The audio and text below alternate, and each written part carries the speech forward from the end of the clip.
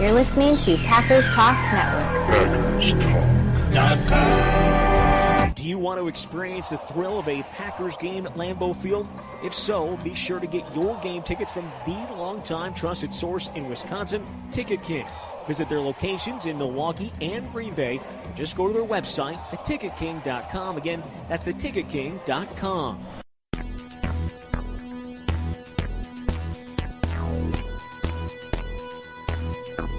Packers Therapy.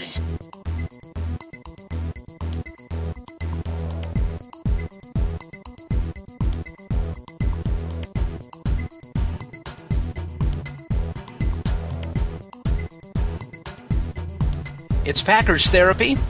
It's Chris and Dave. Packers moving on in the postseason. They beat the New York Football Giants by 25 points, Dave, 38-13. I think you might have seen this coming. I certainly did not. If the Packers were going to win, I thought it would be close, maybe like a last-second kind of deal. Instead, I mean, they just ran away with it and really surpassed my expectations, especially when they played most of the game without Jordy Nelson.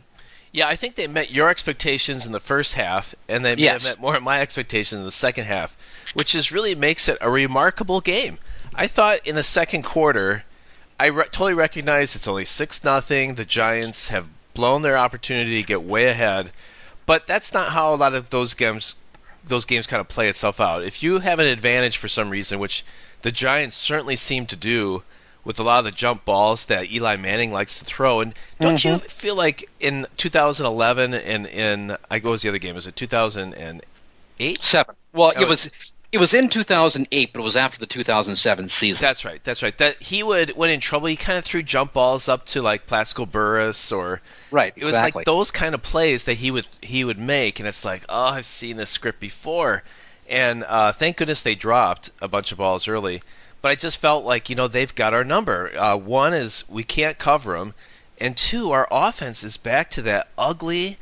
Isolation route, take forever to develop. Aaron Rodgers stands back there. Everyone knows to kind of try and keep him in the pocket, and we can't move the ball. I thought, I don't care if it's 6-0. We are not making anything happen.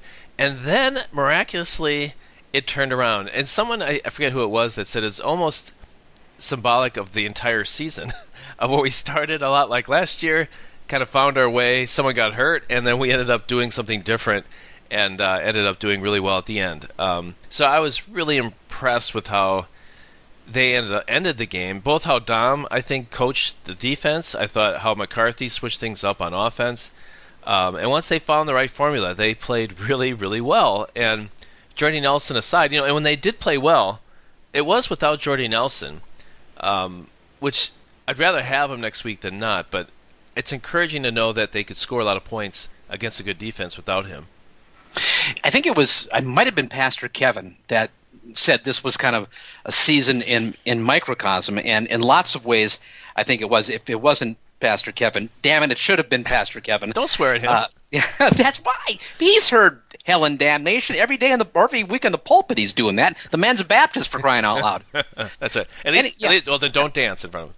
No, and I don't wear patent leather shoes. Let me tell you that much. Yeah. They reflect up. You know how it is. Anyway, I was surprised when Jordy went out that they played better, and that's not at all what I would have expected. And some of the post-game commentary that I've heard, and it just may have been, I think a lot of people have said it, but I think Steve True is who I heard saying it today, was that it might have been a thing that it forced Rodgers to look away from his favorite target. Because he was kind of getting into that deal where he was trying to, get the ball for big gains down the field to Jordy, and instead he had to do something else. Maybe a little bit like 2010 when after they lost Jermichael Finley, the offense seemed to get better because they had kind of built the offense around what Finley could do for them, and when he was no longer available, they had to, start looking for Greg Jennings and Donald Driver and other, people. Maybe that was the situation here. Without Jordy, now they were going to have to, look for Cook over the middle. They're going to have to, try to find Randall Cobb, who had a tremendous game. The same thing goes, I think 17. Adams, I thought he was good as well, and those guys got opportunities they might not have gotten had Jordy been on the field. I thought there were actually two injuries that might have forced his hand into decisions that ended up being good decisions. One is the Jordy injury, and not so much by forcing him to throw to other players, but just the style of the offense. Just quicker passes, slants, kind of stuff. I mean, the one touchdown, wasn't it a 3-pass drive? Or I know it was 3 long passes. There might have been some plays in between, but it was 2. I think one to Cook and then 2 slants. And I mean, they had lots of yardage against the Giants doing that, and it didn't feel like they were running any of those kind of plays before. But on TV, it's so hard to figure out. I just knew the ball was getting out quicker later in the game, and early it seemed like he was holding on to it forever. And the other is when Ty Montgomery went down, I thought, that's not great. I think everybody tweeted that he's done for the season. That does not look good. Yeah, it looked terrible. But I thought Kristen Michael was a much better style of running back against the Giants, so I thought they're going to injure their way into a better maybe running game in this game too, because I like Ty Montgomery a lot, and his style might work well for some teams, but not against the Giants. I think you needed to just have a guy that would just kind of fly into the line of scrimmage. If it's there, you take it. If it's not, then it's just a gain of 1. But Ty's that kind of slow developing style. I didn't think that was the right way to play that. So I thought that was another injury that might sort of work its way out. And I think that's a really interesting combination for future years. Although, did you kind of in the back of your mind wonder if Ty Montgomery shouldn't be a running back after that tackle? Well, that's exactly what was going through my mind. It was probably a little bit of a reaction to the way he crumpled. I mean, it was not pretty at all. And when I saw how his leg got kind of caught underneath him and the way he was coming off the field, I wasn't just concerned that he was going to miss the rest of the game or the playoffs. I thought maybe he was going to miss all of next season and never be the same again. But yet there he was back in the game, late, and they were still giving him the ball, letting him run. I mean, why wouldn't the lead was secure at that point? Why was he even on the field? I just, if the game had been close, maybe you want to have your best guys on the field and he can do a lot of things for you. But there didn't seem to be a reason to have him out there, especially when, like you mentioned, Kristen Michael was really dynamic. I don't have the stats right now in front of me, but I think that he probably had 40 yards, 40, 50 yards. He ran decisively. He ran hard. He's the quickest guy they have, certainly the quickest running back that they have. He's a change of pace guy, certainly. But I also think that he just offers them a more dynamic approach. They seem to play faster with him because they kind of have to, because that's the sort of running back that he is. I'm wondering what the guy could bring to them if he has an entire offseason, if he has an entire training camp. I think the guy could really be a weapon because he's so unlike the kind of backs that we're used to seeing in Green Bay. They probably haven't had anybody like that since Jonathan Franklin, the guy they had, was it 2010 or so, 11, something like that, and he got hurt and never saw him again. He had 100-yard game, and then he might have been hurt in that game or the game after, and that was kind of it for him. Yeah. But he was that kind of back, the real quick guy, not maybe as big, but very, very quick. And Michael brings that to the game, and I don't think that they should abandon, the Ty Montgomery in the backfield. I think that does give them a lot, but I do like the fact that they can mix in something different, like Michael, and if they have Eddie Lacy back next year, I think that's really going to give them a lot of options. The problem is, that may make them too focused on the run when I think it's pretty clear they're a much better team when they look to pass first. Yeah, there's no doubt. And getting Aaron Rodgers in a groove early is so important. And I don't understand. Remember when Brett Favre would play and they'd always have that rollout to a tight end just to get the first completion, as you started the game? It felt like they did that a lot. I feel like you got to start doing that with Rodgers. Just get him settled down, get him a couple completions and get him into a groove. Because when he's on, he can beat anybody. But I don't understand. And I think I heard some podcasts I was listening to today. They talked about a couple of McCarthy mistakes, which I always like to point out mistakes. But one was the obvious one in the fourth down, but the other was. Well, wait a second now. Are you saying it was a mistake to go for it, or the play that they chose was a mistake? Let's come back to that one because I think I know where you're going, and that'll be longer. But the other, I thought they hinted that, or McCarthy said in his press conference that the style of the offense was kind of a mistake. They should have done a more quick hitting, offense to start. Is there anything more obvious to anyone watching these last 17 games that they should go with a more quick-hitting style of offense? Should that even be a debate at this point? I mean, what is he watching if he feels like, what we're going to do? This is what we're going to do. We're going to have 3 wide, 4 wide. We're going to do a lot of isolation routes. We're going to develop down the field. And, what in the world? That has not worked all last year, half of this year. They finally figured out what works. And then he goes away from it? It makes no sense to me. Well, it doesn't, but we talked about this a couple of podcasts ago, maybe. I really think at his core, and maybe even at Aaron Rodgers' core, that is the kind of offense they want to run. And it might be, I don't know, but when they sit in their meetings, I think these two guys are of the same mind that, that's what we want to do. That's who we want to be. It's sort of like me saying, what I want to be, Dave, I want to play in the NBA. I want to play power forward. Yeah. It's just not going to happen, But damn it, this is my dream, I want to be a lead guitarist, right? I want to be up, I want to sling, I want to be up. It's just not going to happen. And I think that who the Packers want to be as an offense is just not who they are. You always hear these stories, about, and there's even jokes about it, actors who want to be rock stars who want to be football players who want to be actors. Everyone kind of wants to be something they're not. It's their dream. And I think McCarthy, and maybe there's a shared delusion with Aaron Rodgers, they really, really want to be this particular kind of offense, but it's not what they're good at. And that dream does not die easily for some reason or another. It seems obvious to me. We've talked about it on this podcast. It seems obvious to you. They're so much better when they throw the ball a lot and the quick rhythm passes and all these things. And then they don't call those plays. Or Aaron Rodgers, you can even see from the camera angles, he's got guys right in front of him open. Yeah. And he might have a couple guys. He doesn't like throwing that short pass. No, it's like, well, but you've heard him talk back when he used to do the Wildy show, the Tuesdays with Aaron. Yeah. He talked so derisively about, captain check down and about game managers. I think he views that as an abhorrent, it's the beast in the temple for him, right? This is something that is just totally anathema, and you can't have that, for God's sake, because that's admitting failure, defeat. It's not manly, for God's sake. And he really wants to throw it downfield. So that's why you get a lot of these plays with him going back and not passing on a rhythm, stepping in, stepping back, going around, back and forth, extending the play. Early in the game, he was taking sacks, but he was doing that later in the game too. But he was finding some guys then.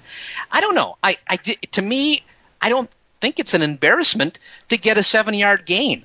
I don't either, especially on a 3rd and 2, or 3rd and 3. A 7-yard gain is 70% of the way to a first down, Dave. Yeah. And I just don't get why he. Now, here I am, right? He's one of the finest quarterbacks of all time. He's probably all time a top 10 quarterback, all time probably top 15.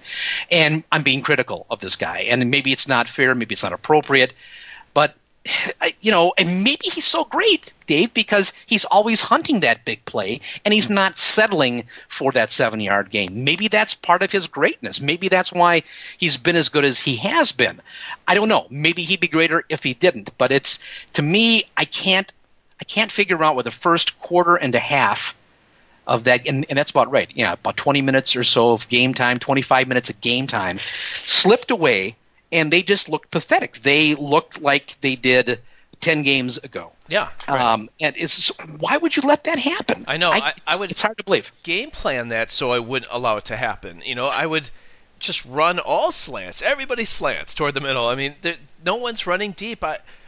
Force him to get the ball out of there and make it quick, because especially in the cold, or just in any game, once the defense gets down a couple scores, I think defenses start to question themselves. They get frustrated, start barking at each other. I mean, you want to score. You want to. I don't understand it.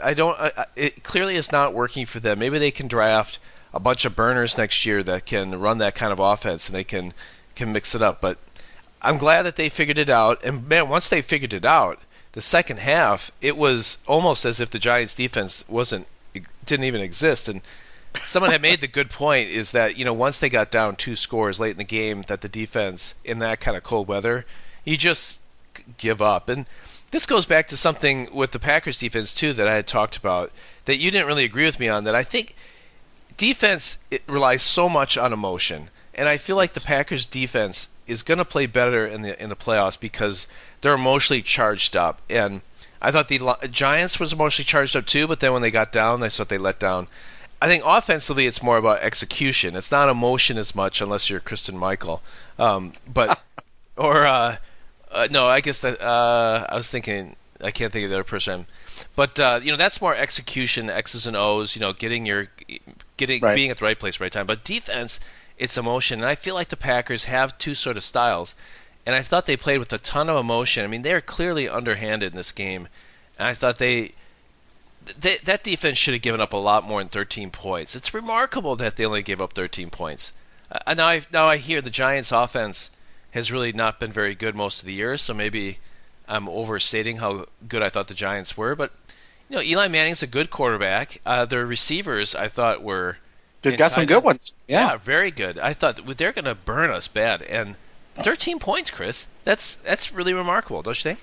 Well, it was stunning to me because the Packer defense is just not that good, and I thought this was a favorable matchup for a struggling Giants offense to find a defense that they could handle.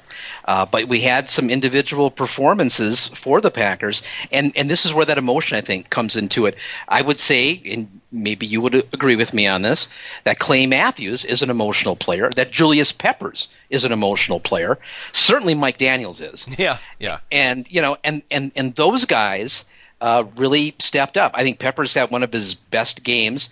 Matthews made one play, but it was a critical play, and he had the presence of mind to stay on the ball. I mean, Joe Thomas is kind of looking around, and no one else, everyone thought it's an incomplete pass, but Clay Matthews is running after. He runs one guy over and gets the ball, and he's the only guy that realized the whistle hadn't blown. So he caused the fumble and recovered it downfield. I mean, that's a player that's, what does Gary Ellerson say? He's the hair on fire guy. That is the way he plays, and they really stepped up in a way that we really hadn't seen a lot of that during the regular season. And what's the story with Jake Ryan? My God, I mean, I'm watching the game again here as I am wont to do. I replay the game as we are doing the podcast, and Jake Ryan is just every place. He's defensing passes. He's tackling guys as soon as they get the ball. I mean, he was crazy. I mean, the guy had 12 tackles, 8 solos. He's defensing passes. Where did this guy come from all of a sudden? That was not in my calculus when I was thinking about the flaccid nature of the Packer defense compared to Giants offense. Wasn't that good, but I thought it would be good enough to expose the Packer defense. It wasn't. It just wasn't. The Packer defense was, won the game essentially because it took the Giants offense completely off the table. It did. And 13 points. Even if the Packers, didn't hang 38, they were probably going to score 20 points anyway against the Giants. Good defense, but still, in the NFL, a good offense, even against a good defense, probably going to score 20. And that's, they needed just 2 touchdowns. That's all they needed. Yeah, it's really crazy. Do you think, Chris, that is the Giants' passing game? I think I know the answer to this, but I thought the Giants' passing game would be more devastating to us than the Dallas's running game. Because I think we're better against the run. And that was one thing that we were able to do is we were able to sort of, I guess we played too deep most of the day, too deep safety most of the game, and we were able to have, I don't know, maybe 6.5 guys in the box, and yet they couldn't rush on us, and that allowed us to cover the receivers. And but let's say we have to put 7 or 8 in the box against Dallas. Can we stop their running game and make them one-dimensional the other way? I think if I'm Dallas, that's when I'm going to try to expose the Packer cornerbacks. I think that's probably what you look to do if the Packers are going to cheat up and they are going to put 7 or 8 in the box. That's when you say, okay, we haven't used Des Bryant a lot, but we're going to take him out of the garage. We're going to let Dak Prescott, throw to him against single coverage. That, I think, is probably what they would do. Now, having said that, though, I think Randall played a better game, and Gunter continues to improve every week. Now, they were helped this week by the fact that, the Giants receivers were, dropping some balls, especially, Odell Beckham. He had a rough game. He had a rough game all the way around. It's not like he had a rougher post game when he put his fist through a wall. Yeah. But you see the time when they double covered him at the line of scrimmage, like he was a gunner on a punt. Exactly. I mean, and you could tell. I mean, Eli looked his direction right away, and there's no way he could have been open in the first few seconds. And then it threw. I remember that play. I don't know what happened, but it was successful for the Packers. But I thought, hey, good job for Dom to say, this is what we're going to do. We're going to take a guy out. That was very Belichick-like almost. We're not only just going to hide coverage, we're going to put it right in your face and make you do what you don't, to do what is not least comfortable for you, and go someplace else. I thought that was great. I think what they call that, I think, is bracket coverage, and that they have essentially the cornerback on him, but then a safety over the top, and because they were playing a lot of that too deep, and they were rolling the coverage toward Beckham. And there was a couple of good isolation shots of that during the game. And that was real tough to beat because, like you mentioned, he looked to him, but if he wasn't open in that moment, he was looking someplace else. Now, they did throw to him 11 times. He only caught 4, though. Yeah. So that really tells you that the Packers were playing just spectacular defense on this guy, and they were forcing the ball to him, but he just wasn't available. Now, he dropped 3? He dropped at least 2 and maybe 3 balls. That's right. So, and I think at least one of those was a touchdown, too. So he had a bad game, and I know that people are going to talk about that boat nonsense. I don't think that was the issue. I think, if anything, it was more the coverage the Packers played and maybe the elements. I know definitely. He came out before the game with his shirt off, right, and running around, and that's all really macho. But it was, it was like 12 degrees. It was cold in Wisconsin yesterday. There's no doubt about that. And it's just hard. It's hard to play in those conditions. And I think that the combination of what they did schematically and the weather conditions, I think, just made it really impossible for a challenged offense to do anything against a Packer defense that was well suited to playing in those conditions on that field. That's what makes me wonder about the Dallas game when you're not playing at home, you're not playing on real grass, and you're playing against probably better receivers, and you got to worry about the running game. I think the conditions will be totally flipped next week. This, as it turned out, this played into the Packers' hands. Yeah, I can only think of 2 reasons the Packers win next week is if we win a shootout. I mean, it's 45-42. It's just a huge. Yep. We score, they score. We score, they score. There's and Clay tips the ball and we get a interception. That's the difference. Or if Zach Prescott, I want to say Dak. Is Dak. Okay, I write that. I believe his middle name, I think, is Dakota. I forget what his first name is, but I believe his middle name is Dakota, hence Dak. I feel like he's someone out of a video game I'm getting confused with. Dak Prescott. That he has a bad game. Now, passing at least. Well, I guess, just poor decision making, and just he gets we get a lead and he gets kind of pressure as a rookie and he plays poorly, and we can stop the run and he's just missing guys. I thought he was less accurate of a passer when I've watched him play, but then I've seen a couple times where he looked really strong. But I guess if he has a bad game, that could be. I don't know much about the Dallas defense, and they might be ranked well, but their offense, I think, has been so dominant that could be deceiving. Right. So I can't name a single guy on their defense when they played us. I think there's a middle linebacker maybe that was a decent guy. He's kind of running around all over the place. I don't remember his name, but hopefully we can score on Dallas, and that's what's going to be so important is that we start fast and keep that pressure on. I don't know if they can put good pressure on Rodgers or not, but if he gets time to sit back there and we score touchdowns, and put the pressure on. I mean, they've won all year. They have not faced much adversity. So you get them behind a couple, 10 points in the second quarter. It'd be interesting to see a team led by 2 rookies if they, start to fold. So, I don't think this is a completely unwinnable game. I'm almost as happy to go to Dallas as I am to go to Seattle. I don't know if you would. One is I'd hate to lose another game in Seattle. I don't think my heart could take it.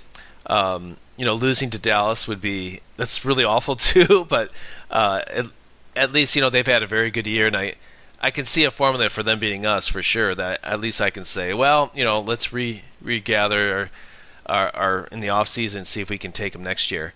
But I think Dallas is a beatable team. Do you have any? This is shocking. I think we're on the same page on this whole thing. No, now they're going to lose. Yeah, well, this is why when we get to the prediction part, I'm almost hesitant to make a prediction because I will jinx them. It's been working well when I've gone against the Packers. Yeah. I'm not exactly sure if I really believe the Packers will win this game. I think they can win the game though. That's the difference here. I mean, last week I did not think the matchups favored the Packers. Totally wrong about that. And I think the home field advantage and the field conditions and the weather also were a factor that I really didn't figure into the calculus. Now, in this instance, though, I think that Green Bay can probably score against this Dallas defense. I think it's a good defense, but their defense is aided greatly by the way they control the ball on offense. And they have a terrific running back. I don't know if I believe Gary Ellerson, who has said on a couple times, either in the Packer postgame show or on his show on the Fan in the afternoon, that he thinks that Ezekiel Elliott, should he stay healthy, has got the ability to be a Hall of Fame running back. And that's, Gary Ellerson, played in the NFL. It's not just like some guy with a podcast who, lives in St. Louis, right? Okay. That'd be ridiculous. Exactly. So somebody who knows something about it sees that kind of talent. And if he is that kind of, special Eric Dickerson, kind of runner, and he had a tremendous season, there's no doubt about that. You can control the ball that way. You can get 130, 140 yards rushing. You're getting it at over 5 yards a clip. When that happens, your defense, it takes such a load off of them. They don't have to be on the field as often. It just changes the whole nature of what your defense has to do. The difference, I think, Dave, is the Packers can score. And if they can match Dallas, even if their defense gets run over, if they can match Dallas, they can stay in the game. And then it becomes kind of a coin flip, a little bit of luck that comes into it. If it is the kind of game that you're talking about, in the 40s or even in the middle to high 30s, where you're moving it a lot, the home field might play into it. But I think the Packers do have a chance. I would be very surprised. I'd be disappointed, in fact, if they got blown out. I'm not sure that they can win. Let me put it again, I'm not saying that they will win, but I think they can. I think the potential is there. This, I don't think, is as dire of a situation where there's not a defense that can close them down the way I thought the Giants defense might close them down this past week. Yeah, the matchup with the Giants was so troubling because their defense was so good and they could pass. They had good receivers. It's like, they're hitting our 2 weak spots. Dallas is different. I don't think their defense is good, and they're more of a running teams. But I do dread watching a game this weekend that looks like a Green Bay-Dallas game from 1994 or 95. Well, I remember, I didn't think Emmitt Smith was that special of a runner. I mean, you give him the ball, and there's this just wide lane. He'd run through and fall down for 8 yards, and play after play. And I remember thinking, like, it almost looked like we didn't have enough people on defense against Dallas because they were so big. That line was so big, and we just got pushed around. And by the time we even got a chance to get a hand on Emmitt Smith, it was 4 or 5 yards down the field, and it would just. And then they do a play action and then throw over the top to someone wide open. And it was just like, man, it's just so frustrating. They were that good. And I fear that that's the kind of game we could see here, that if this line is as good as advertised, and Elliott is running, 5 yards before he's getting touched, and He's doing that stupid spoon thing, which if that was a real spoon, I'd like someone to take and shove it down his throat. I know I'm going to be sick of it before the end of this game, but if we can get a couple of first down handoff, and it's 2nd and 9, now it's 3rd and 8, maybe we can play with this team, and especially if we can get a lead. I'd almost not defer in this game, get a touchdown right away, and put them on their heels and make them feel like they got to score with us. That would be potentially how I'd play it. I don't want to get away from the Giants game yet, but I agree. I think this is a winnable game for the Packers. Well, we should talk more about that later. I think that there's a couple other things to touch on in the Giants game, and obviously, Aaron Rodgers had a tremendous second half. The end of the first half wasn't too bad either. It was really nice to see the Hail Mary at the end of the first half, because that's exactly the way the Packers got beat after their 15-1 season. They get the first round bye. New York comes in, and it was that play at the end of the first half, a Hail Mary, and that just flipped the whole game. Yeah. And this time the shoe was on the other foot, and that made it just great. It felt so good against that team in that situation. Payback's a bitch, man, and it was just great to see that. But I never have seen a Hail Mary quite like that one. No. Where, everybody, 7 guys, misjudge the ball, right? They're all there. They all jump up. It goes over their heads to a guy standing behind them right at the end. I mean, that was great. Yeah, shortest guy of the bunch. You usually think, why are you putting Randall Cobb in a jump ball situation? But I guess that's why. Someone mentioned it's like the Doug Flutie Hail Mary, where it's the receivers in the back of the end zone. He was behind the coverage.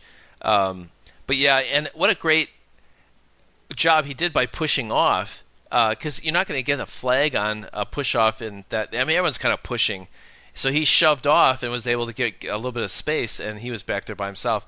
The key to that one, the Richard Rodgers Hail Mary, I don't know if so much with the Janice one, but with those other two, it's the arc of the ball. Yeah, exactly. He has that thing coming. One, it's not landing out of bounds. It's not landing on the one. It's landing in the end zone, and it's coming straight down. Which, of all the great throws he makes, those are some of the more remarkable throws. I wish we could get a pan back to see the arc of it, and like the one we saw in Detroit. I think I've seen a number of replays of that where you see how high that thing goes. He can throw that ball so high, and it was a great play. And was it you that last week that thought maybe Cobb was expendable? I think we could go to the tape on that. I think you said Cobb might be expendable. You can have Allison take his place next year. I don't think I said that he was expendable. I was saying there were people talking about that being the case. Okay. And to be candid about it, it was something I think that they should think about. I still think that, as a matter of fact. But I like Randall Cobb because I like the guy that I know is Randall Cobb. I mean, I don't know him. He's not a friend. But, the Randall Cobb that appears in the media, the Randall Cobb, the way he plays, I like that guy. So it's not like I dislike him as a player. I'm just thinking for the money, and there might be alternatives so they can use the money for doing something else, extending somebody else. They got to address their offensive line issues in the offseason. There's a lot of things that they could use that money for. Randall Cobb, though, with 3 touchdowns, critical time for him to come back, to say the least. Jordy goes out, and if you don't have Randall Cobb, let's say that they didn't activate him. I mean, can you imagine what they would have done? I'm not sure that they win that game without Randall Cobb, and that does make me wonder. Well, maybe he's not expendable. So that does raise that particular question. No doubt about that one. I was wondering if you, on the Hail Mary pass, did you happen to note where Rodgers was when he released that ball? What yard line? Yeah, I thought he was on the 50. He was on the 48. Okay, and he threw it to the back of the end zone. So essentially, that was 61 yards in the air. And as you mentioned how high he threw it. It was like a punt. Yeah, right. And like so the arc of it, like 100 yards, right? I mean, the combination of the distance on the ground, distance, straight ahead distance, and then the height. Now, somebody who's a lot better at math, or maybe somebody who lives in a city with a big arch, maybe would be better at calculating with parabolas. Yeah, exactly. I mean, that was a truly remarkable throw. Well, he didn't throw it 100 yards because gravity does have some. It does. It is a fact. Regardless of what the president-elect says, there are facts, and one of them is gravity. Yeah. And that was a heck of a throw. People talk about accuracy. How hard is it to throw? Again, he's on the 48-yard line.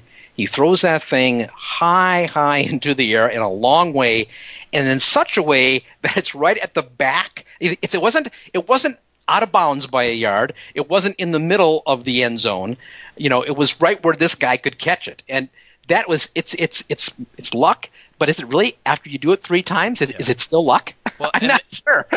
It makes you wonder if you should throw Hail Marys more often.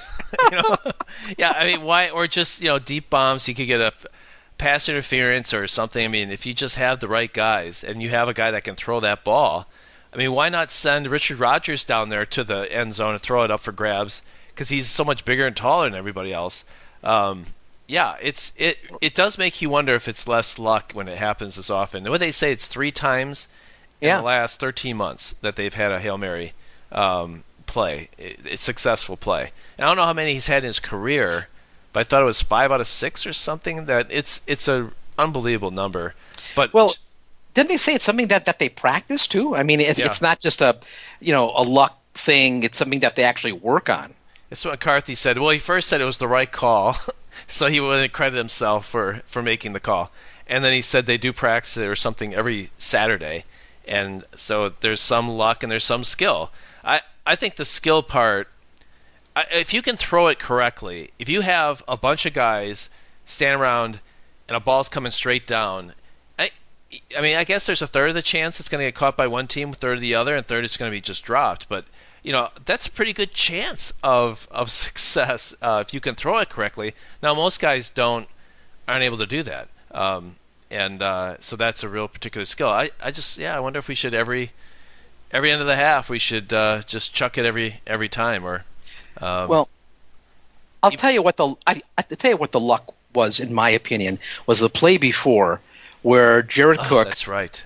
couldn't catch what was probably a catchable ball. If he catches it, the half runs out because they have no timeouts left. So it was probably really lucky that Cook didn't hang on to that ball, because otherwise they don't get that chance. They still go in the locker room with the lead, but the game-turning play, and I really do think that was the game-turning play, doesn't happen as a result of that. So that was one of those times where something bad was actually something good, which allowed them, to have a chance at one last score, and it worked. And then they get the ball back to start the second half, which is even better. Well, that was great, but wasn't it disappointing they came out of the half and didn't move the ball down the field? I thought if they can double up, score before and after the half, this is going to put the game away. And they weren't able to do it. And I was really disappointed with that. And then I guess, was that the drive that they went for in a 4th down? Should we talk about that now? Was that? I'm not sure. Well, let's say it was. Well, I can find out real quick here. All right. No, it was the so they punted. New York then punted. They went 7 plays, 33 yards, punted. Only to the Green Bay got at the 41. Yeah. Their punter had a bad day. That guy did not. As good. Jacob Shum was outstanding, I thought, for the Packers. The other guy, what's his name? I think the guy for the Giants was terrible. He really hurt them. It was Wing, Wise, whatever. It's 4 letters beginning with a W. Yeah, right. And that's an I in there too. Yeah. So it's the second series of the second half. It was punt. We had the ball on downs. It was 4th and 1 at our 42-yard line. Right. And we go for a 4th down. And I tell you, Chris, if we were sitting and watched the game together, I would have said, I'd love to go for it, but it's too dangerous. We should punt the ball. I guarantee you I would have said that. And I think 85% of Packer fans would have probably said the same thing. I'd love it if it worked, but it's too dangerous. Don't do it. We've got the momentum. We've got the lead. Why would we put this in jeopardy? Their offense is struggling. And he goes for it. And he gives it to Ty Montgomery, who is the slow-developing running back. That I know he's a powerful guy, and he's been moving piles pretty successfully, but hadn't shown it at all against the Giants. Why would you run that play on top of not punting? I think it was a huge mistake and almost cost him the game. Well, first off, we would never watch a game together. Oh, I guess That's we did earlier this year. Okay, yeah, that's not true. Okay, well, anyway, let's say we were watching this game together, which would actually be kind of fun. We haven't done that since September. So, anyway, I thought, and I said at the time, and I was watching the game with my older son, as I tend to do, and he's a real stats-oriented guy. He, Football Outsiders, Pro Football Focus, all that stuff. He reads all that, and the stats are behind, teams going for it more on fourth down. And maybe you don't do it if you're deep in your own territory, but they're pretty, they're out toward midfield. You've got the lead in the game, and it's, as I recall, it was less than a yard. I remember Hockey Lee, holding up his hands. It looked like about 8 inches, maybe a foot. Okay, wasn't a lot. Okay, so I was fine. In fact, not just fine. I thought that they should go for it. I thought they needed to at that time. And I thought the field position, while not great, was still, it wasn't like you're on your own 20 or something. What I didn't like was what they decided to do with that. They went with an inside zone play, and that's a slow developing play. And I don't think that's what you want to do. I mean, when you need that much, you need a foot. That's when you have Ripkowski. That's when you have somebody who is going to, run quickly, straight ahead, a quick hitter, and a guy who's powerful, who's going to be able to move the pile. And at worst, you get, 30 inches and you get the first down. That's my problem. Not that they went for it, but that they chose a play that I don't think had against a short yardage defense. I don't think that play had a very good chance. And also the guy they chose to run it, he's not that kind of runner. He's not a quick to the hole, powerful kind of guy. And they tried that before. You remember a couple of games ago inside the 5 maybe, or inside the 2, and he's just not. He's not that kind of running back. No. So my problem was not going for it. It was how they tried to get that 12 inches. Yeah, I think I would have been a little bit better. They could have done a quarterback sneak. Right. And what I think would have been interesting is that they would have faked, like they're just trying to draw the Giants offside, have him, do the high, trying to draw them offside, and then go and have them, on their heels saying, we're not going to jump offside. Oh, they're coming. Done something like that. Or on that very same drive, the very first 4 plays of that drive was Christine Michael for 10 yards, for 4 yards, for 9 yards, for 4 yards. Then they did a short pass to Ripkowski, and that's what got it to 3rd and 1. They handed off to Ripkowski, he didn't get it. And then instead of going to Michael, who had just been showing that he was really aggressively getting yardage for you, they go with Ty Montgomery, which, again, he's just not that type of runner. I will say that when he gets into a pile, he's powerful. He seems to drive his legs forward. But he had that success against other teams. I didn't see him be able to do that all against the Giants. But Michael, I thought you could. So if they had given it to Michael, I would have thought that would have been a little bit more thought out. But they did the worst of everything there. Yeah. And it's like he's got a complete blind spot sometimes in his decisions of throwing the red flag and other things where I just feel like, are you even paying attention, McCarthy? And this is one of those plays that I thought almost cost him the game. But how remarkable was it then? Giants scored with 2 plays, and then we come out, and our next drive is 4 plays. And we change our offense up 4 plays. We score a touchdown, and a field goal, then a touchdown, then a touchdown. I mean, our offense picked up. And I think you were probably headed down that path of saying that McCarthy sent a message to his team. Were you going to say that by going for it on 4th down? No, I don't think that he was trying to send a message to the team. I think he's probably still, in his mind, trying to validate his statement that I'm an aggressive football coach. Yeah. That may be. Oh, there's breaking news, Dave. Jordy Nelson just got injured during the game. Yeah. Oh, yeah. He took. I think he might have broke some ribs on that play. What are you, a doctor? No. Now, what did you think was wrong with him? I mean, again, it was one of those deals that looked like, well, that's a football play. That happens. And yet he's down and he's not getting up and they got to be taken off on a cart. What did you think was wrong with him?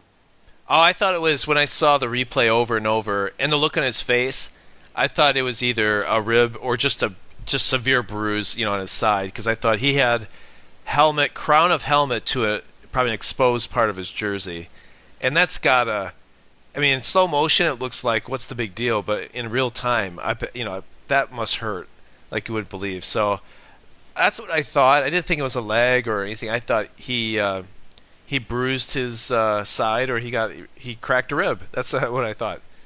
Yeah, I guess at first I was thinking, he fell awkwardly on his knee and he damaged the knee.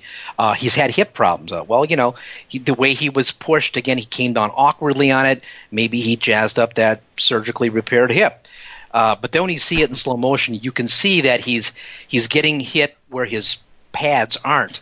And also the defender, used his helmet. Yeah. And that's got to hurt.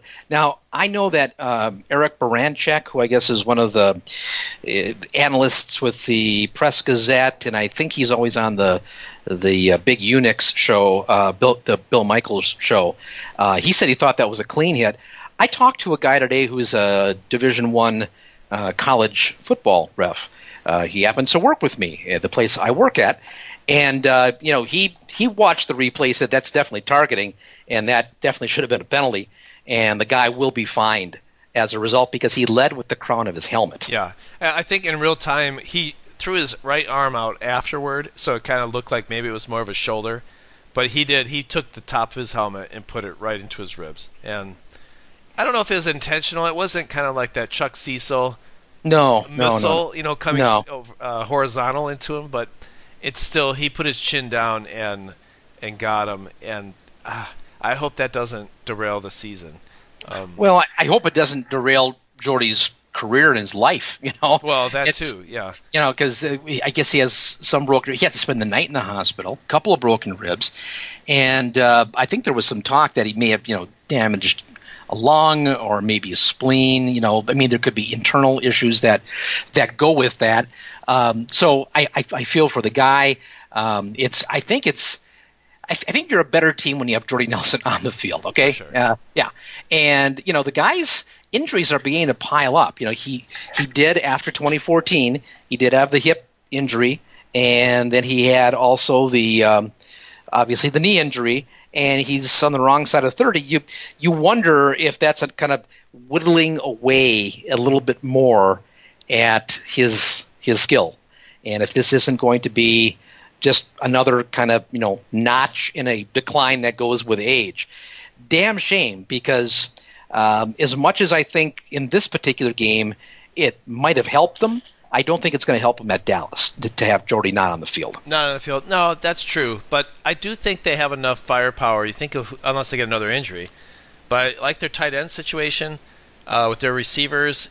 And you have Ty Montgomery, if he's healthy and playing as a third down back or can play as a receiver if you want to go that route. I think they have the personnel to beat anybody in this league. Obviously Jordy would be better. But I don't know if it necessarily... It's not like they don't have who they have backing him up. The report I read tonight was that it's possible if he practices on Saturday that he could play on Sunday. Did you see that? I think what that is posturing by the coaching staff to try to get Dallas to think, well, we better prepare for Nelson just in case. I don't believe we're going to see him at. You remember when this happened to Jared Abadaris in the game we saw with Dr. Klaus a couple of years ago, and he took a real similar kind of hit, and I think he missed 2 weeks, maybe something like that.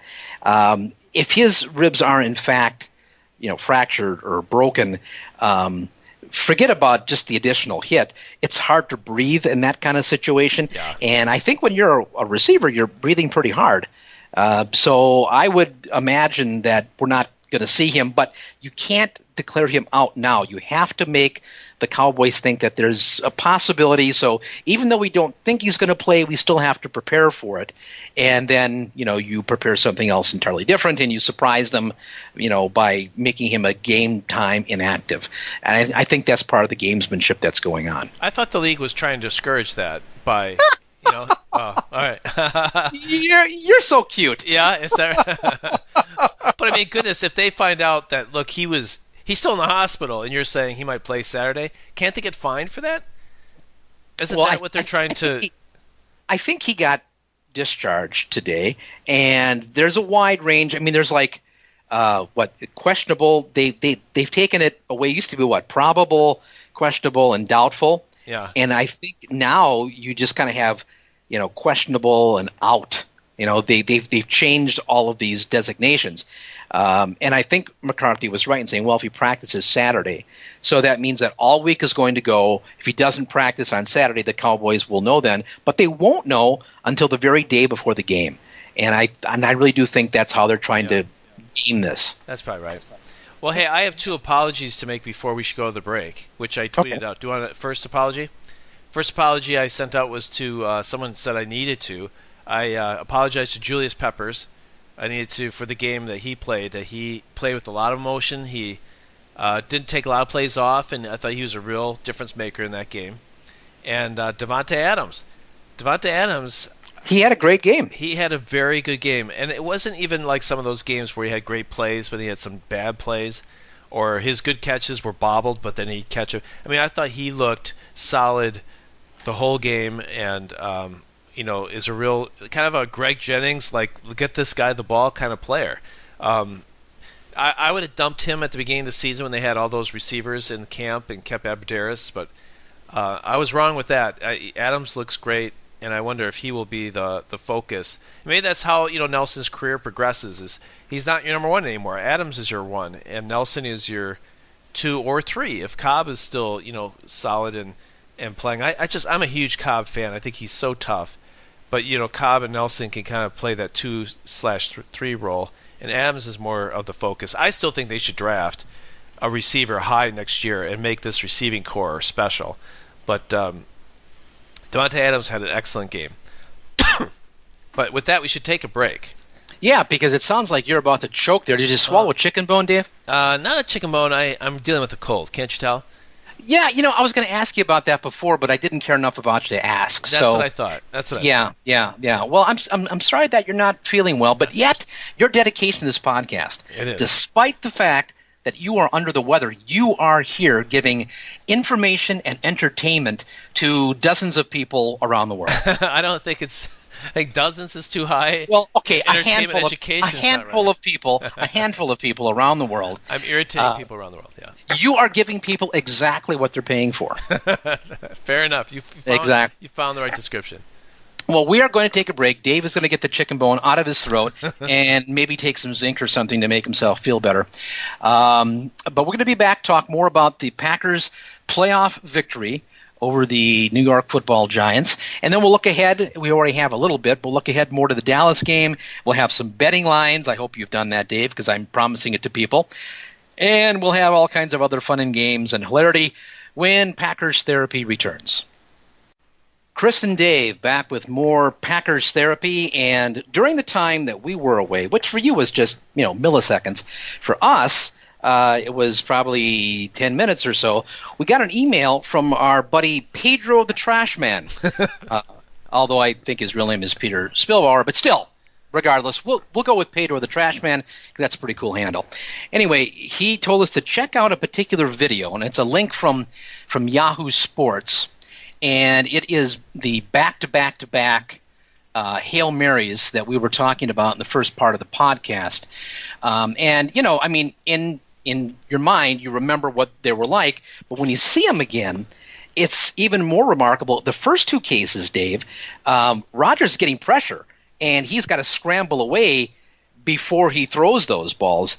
The one we saw in the game against the Giants was relatively easy because he had a lot more time to throw it. The one against Arizona, when he's rolling left, he's throwing off his back foot to make that pass to Janis. Yeah, he's falling back to his left and throwing it toward the center of the field. So he's throwing it not right to left, which I think for a right-hander would be easier. He's throwing like from left to right, and he's falling backwards.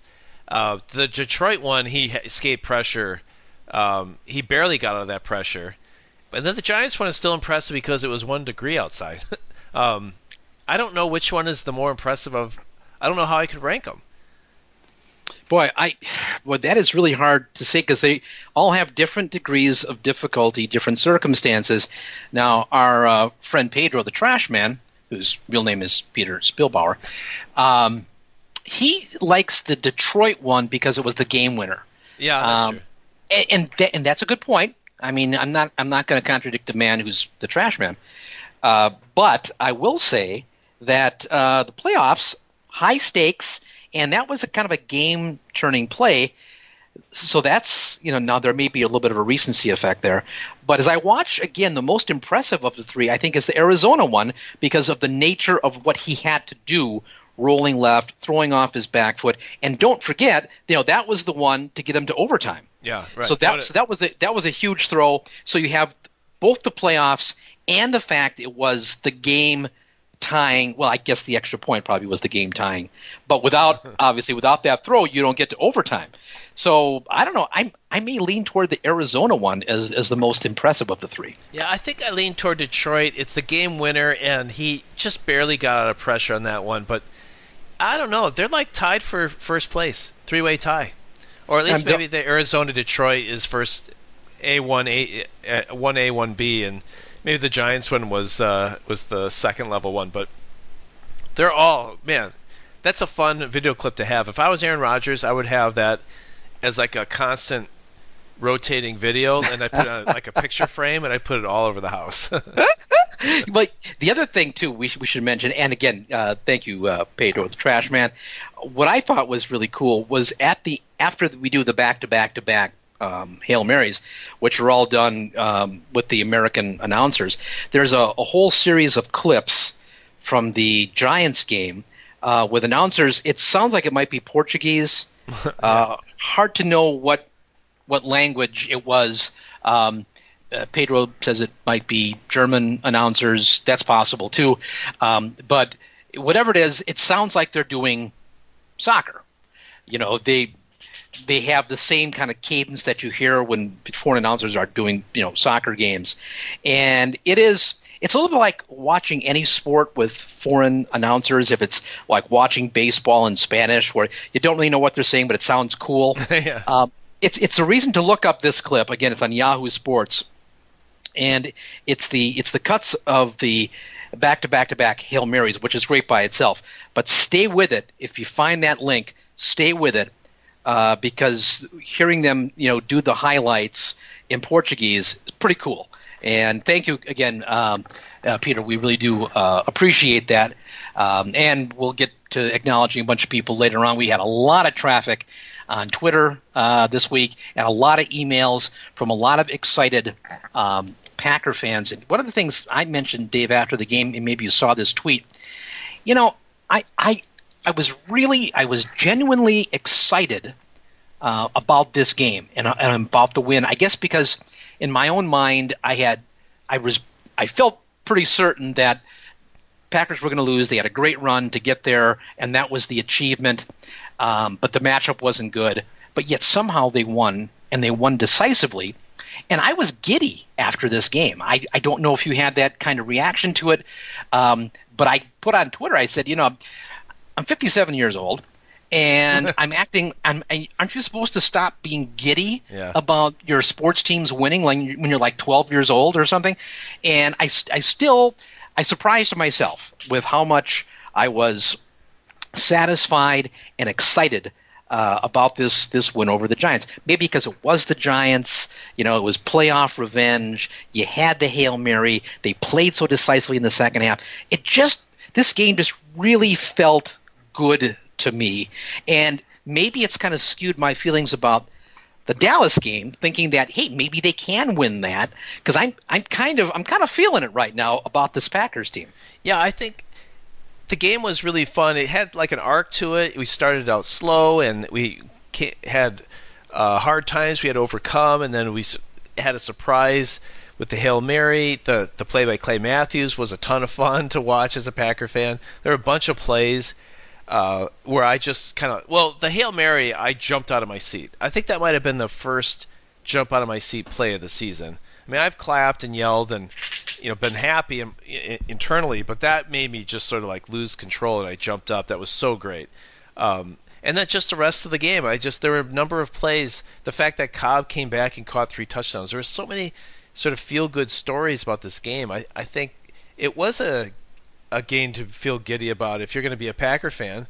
And it was a revenge game, like you said. Seeing Eli Manning sitting on the bench, all the slow-motion sacks where you see his face, look all crybaby. All that stuff was great. I felt very happy about the game, too. It was really... I thought the same thing. It was really an enjoyable game. I wanted to listen to like post-game stuff right afterward. I didn't want to let the game go. I went to the ESPN or either ESPN or NFL Network just to watch more post-game stuff because I didn't want the game to end. And that's a lot of times, even when they win, I am ready to be done and off to the podcast is the next time I look at it. So, yeah, it was a great game. It was super fun. If we can have the same giddiness against Dallas, it's just going to feel like a special season. So I'm very cautiously optimistic with Dallas. I'm not going to let myself go anywhere near expecting to win. But in fact, I think these are the kind of games I'm most nervous about. We can win. We might win. If we just few things go our way, we can make it happen. And that's those nail biters that usually are the hardest to watch. And if they have a lead that when we blow it, like against Seattle, those are the most devastating. So I don't know. You want to talk more about Dallas? Is there? Well, I want to. Yes, I do want to talk more about Dallas, but I want to set it up a little bit with.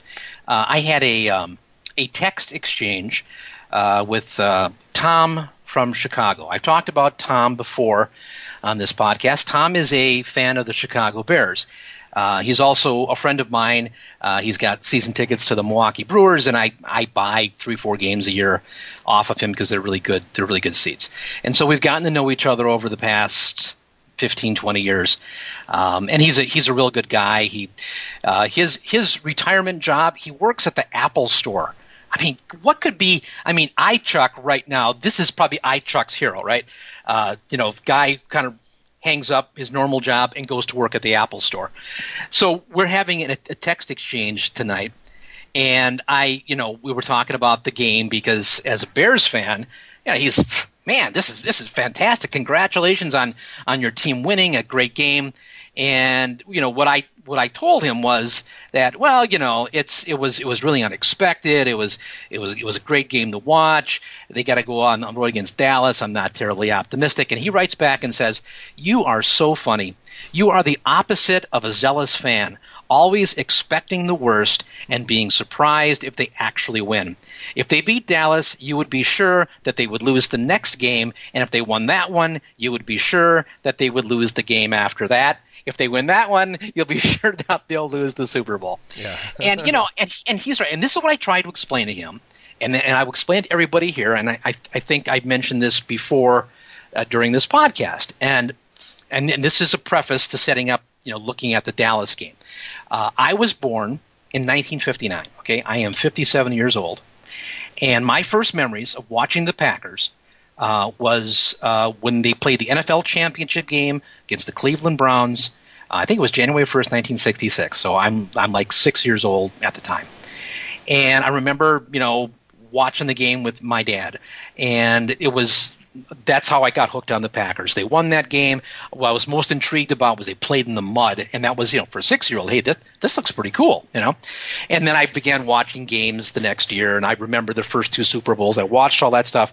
And now I'm hooked, right? My team they're the winners. They're 3-time champions. I am all in, But then in 1968, they didn't win. And in 69, they didn't win. And in 70, they didn't win. And in 71, they didn't win. They had one winning season in 72. They made the playoffs. But then they didn't make the playoffs again until 1982 when they backed in because of the strike. And then there were no playoffs after that. And this is framed, my formative experience. Now, you're 10 years younger than I am, so you never had the winning part of it, but you had to endure growing up and becoming a passionate fan of a team that just never terrible. won. Yeah, right. It was absolutely terrible. But for me, I had all of those. It's like you're a kid, right? You develop these expectations, and then all of a sudden, the truth hits you. The truth did not set me free. It is not setting me free that my team wasn't going to win every year. In fact, between 1968 and 1991, they made the playoffs twice in that time, and one year was because of the strike. Yeah, that was my highlight. Yeah, and then in 1972 when they made, you were only 3 years old at the time, but in 1972 when they made the postseason, they got embarrassed by the Redskins 16-3. They could manage 3 points. This was a John Brockington, MacArthur Lane team, and it was abysmal.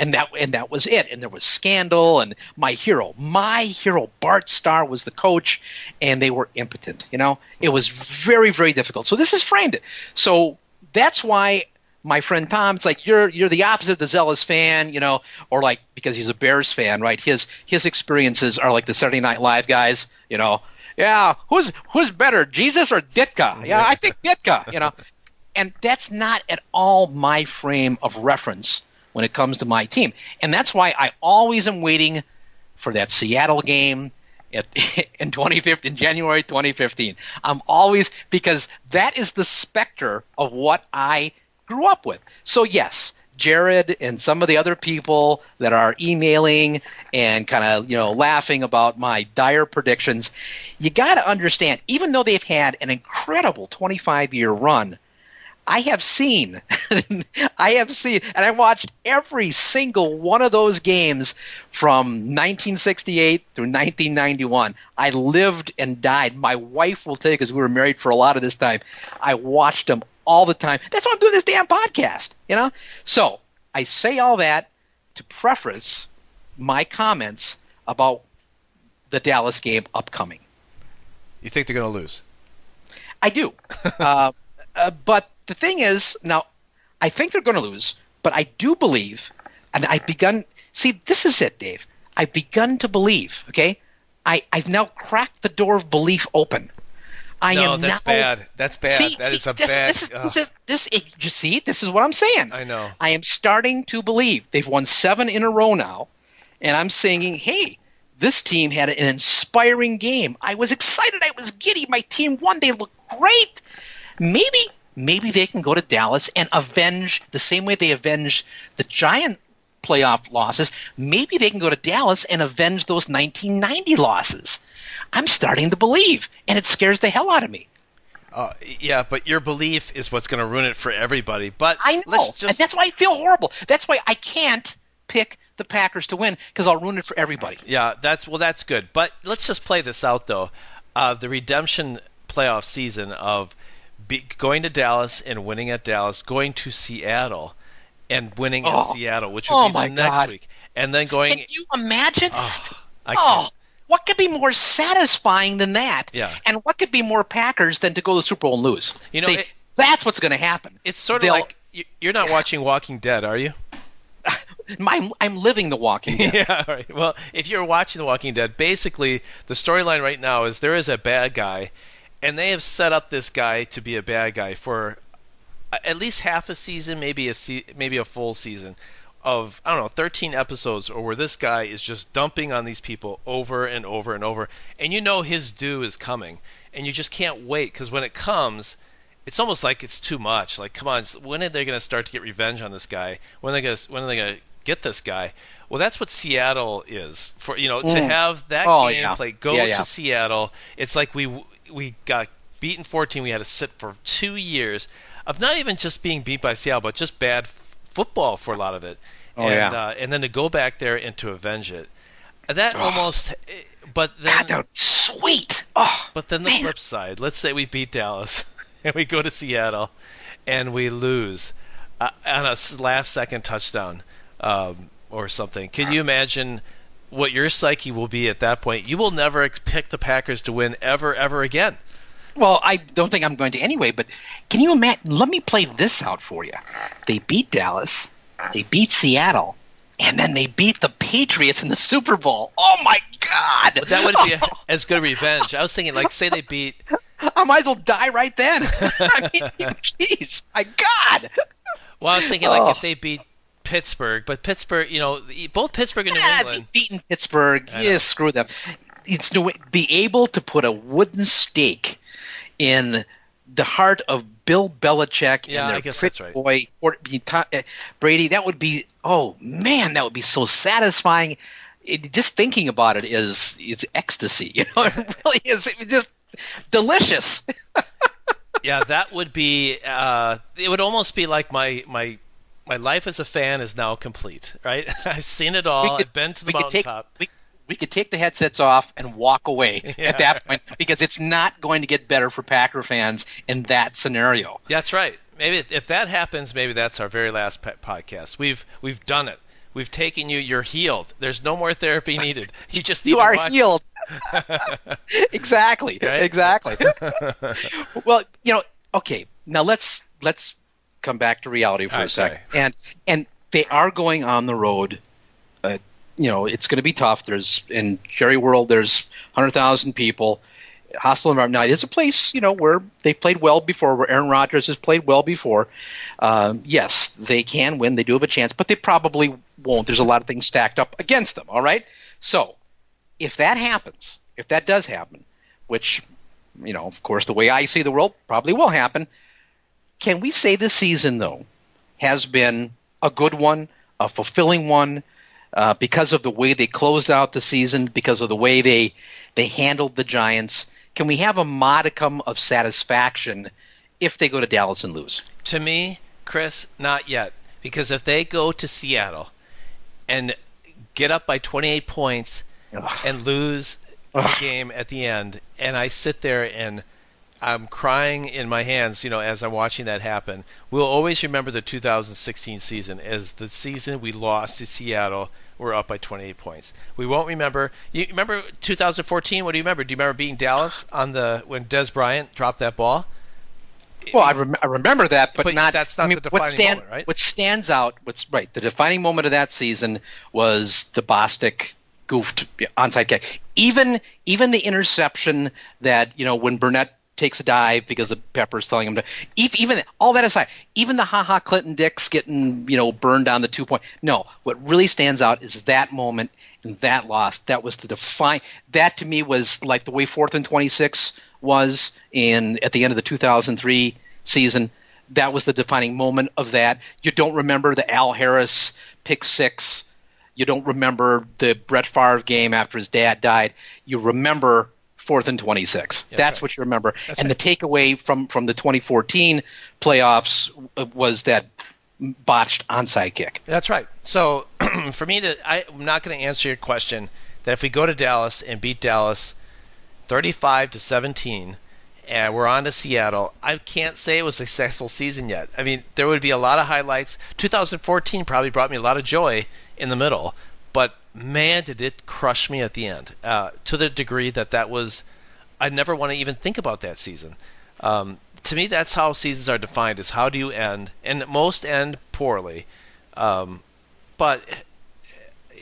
this could be a huge stake in the heart, Chris. So I'm not ready yet. Yeah, I'm at this point, I think they've accomplished – so much more than I thought. When they were 4-6, I was on this podcast and I said they were dead. Put a fork in them, they're finished, all that stuff. Yep. Yeah, I mean, I think we both were there. There was zero reason to believe that they were even going to rebound to finish 500. They looked totally lost. I mean, their defense couldn't stop anybody. The offense couldn't get out of its own way. I mean, there was absolutely no reason to think that they were going to reel off 7 in a row, including one in the playoffs. I just did not see that happening. And I guess I will remember this. If they go to Dallas and lose, when I think back on the 2016 season, to the extent that I remember it, what I will remember is the incredible finish, the way Rodgers has played, the way the defense has found itself, during the last 6 or 7 weeks, and this playoff win, because it did feel really, really good. I think I will probably remember those things more than anything else that happens from this point forward, because really, they were dead, and so everything now has been gravy. I was not, as I told in this podcast, I was not a believer at all in this team. I had just seen, too much disarray and confusion and lack of talent. Maybe something was wrong. Guys were getting hurt and they weren't compensating. I mean, everything was wrong. I mean, the personnel moves were wrong. Coaching strategies, coaching plays, player performance, everything was goofed up. And I thought there was no coming back. So I cannot be disappointed with 7 wins in a row that I did not see coming. Yeah, I think, if we lose to Dallas 28-7, and by halftime we realize we're not going to beat them, they're just too good, and it kind of, you're put down quietly rather than with an explosion, then I think that put down like the dog, like family dog. You're given it's more of the by injection than the guillotine. Great. We might say, like, all right, we couldn't beat Dallas. It won't be what I will remember. You're right. Might be the great run at the end, the 7 wins, rather than the horrible loss at Dallas. That'll just be, oh yeah, we lost to Dallas. It's the really bad losses at the end. We seem to have really awful rip off the Band-Aid type end of seasons. Man, that just hurt really bad.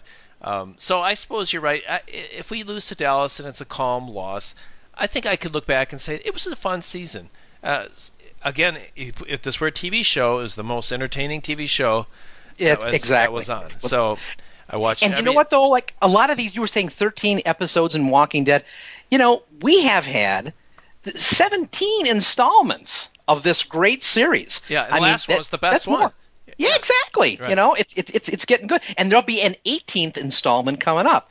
I mean, what's better than that? I mean, this is fantastic, and the weather's lousy. I don't know how it is in southeastern Missouri right now, but it's horrendous here. And what could be better? Every week, Sunday, sometimes Monday, sometimes Thursday, but your favorite show is on, and it lasts 3 hours. Now, Walking Dead lasts what, an hour a week? Yeah. Right. I get 3 hours of this. Even if I watch a DVR, I get 2 hours.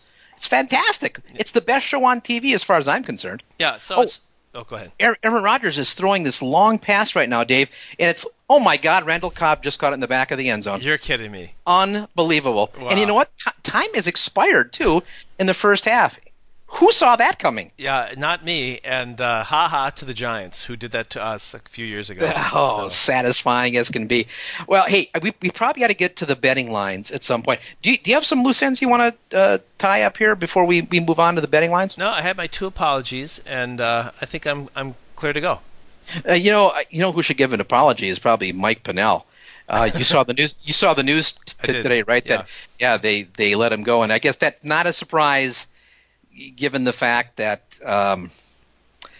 twice. I mean, once, okay, we'll stand by you, but twice would be asking a whole heck of a lot, I think. And it's too bad, because he probably could have helped him this week, against the run. What was his deal? Was he a purple drank guy too, or was he? I think he might have been a customer of Troy Guions, I think I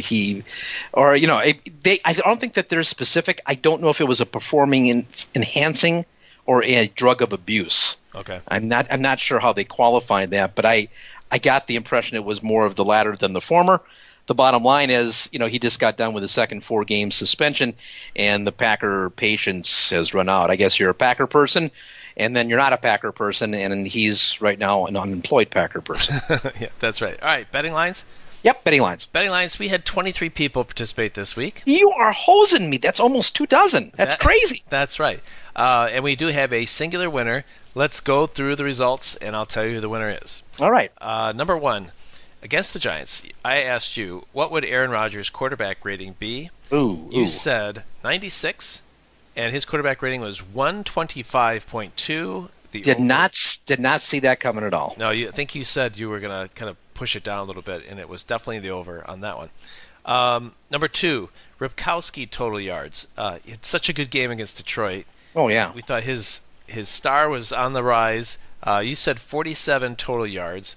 He had 12 yards 12. total. Yeah. I got that one right, too. I had the under on that one. Number 3, Odell Beckham Jr., total reception yards. Oh, boy. Oh, man. You set the line, sir, at 110 yards. Yep. That was an embarrassment. You did not see this game correctly at all. Not even close. No wonder you're giddy. Yeah. He told you to see. Anyway, I took the under, so I got that one correct. He hit 28 was the number, by the way, which is phenomenal. I think the first game he might have had like 56. I think he had twice as much. So, during the course of the season in 2 games, he had less than 100 yards, and I had him for 110. Yeah, which, I could see where that was coming. I was with you thinking that the receivers were going to really do well against us, and the way the game started, that's what it looked like. It looked like and Beckham dropped those balls too. I mean, if he's able to man up and not drop his balls, I think that he could have been close to 110. Maybe. Number 4, how many wide receiver touchdowns for the Packers will there be? You set the line at 2.5. I took the over, and the number was 4, so I got that one right too. I got quite a few right. You are rolling, my friend. This might be my week. Let's see. Number 5, how many turnovers will Green Bay give up? So how many will they create? On their side of the ball, you set the line at 1.5. I took the under, and they had none, which is probably something to talk about, that their ability to not turn the ball over is another phenomenal, really great stretch. Yeah, you look at some of the statistics for Rodgers in the last 7 games: touchdowns to interceptions, turnover ratio. It really is remarkable how they played. He's got to be getting close to 300 passes, right? Without a pick. It's got to be. Well, yeah. If you pass 30 yards, 30 attempts a game, and it's got to be getting up there. He had 40 yesterday. And I think he was. How many did he have last week? He must have had 40 last week, I would suppose.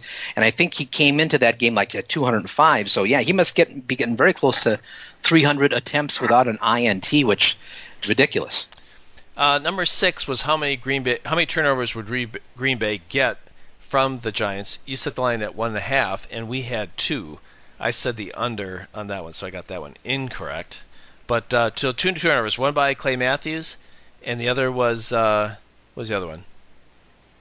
The other one was but who got that? Darius Randall had one at the end. Right. Yeah. That's which right. was another, in terms of giddiness, that was fun to watch him take it out of the end zone and run down the sidelines. And the turf monster got him, right? Yeah. He was either tired or, I don't know, the ghost of Herb Adderley reached up and got him or something. I'm not really sure. Yeah. I guess so. That was the spot in the field where Plaxico Burress made a diving catch. The ghost of Plaxico. Got him. Number 7, how many sacks will the Giants have? You set the line at 2.5, which was low. Yeah, I said the over, which was right. They had 5 sacks. Yeah, that was, if you would have told me that the Packers were going to get 5 sacks, I would have thought they were going to lose. Yeah, I would too. Packers would give up 5 sacks. And only 31 yards, though, which is, it could have been a hell of a lot worse. But, yeah, and I think all those, were they all in the first half? I think maybe 4 of them were. Yeah, there might have, I won't be able to check that out very quickly. But, 5 sacks is not good. Most of them, at least 4 had to be in the first half.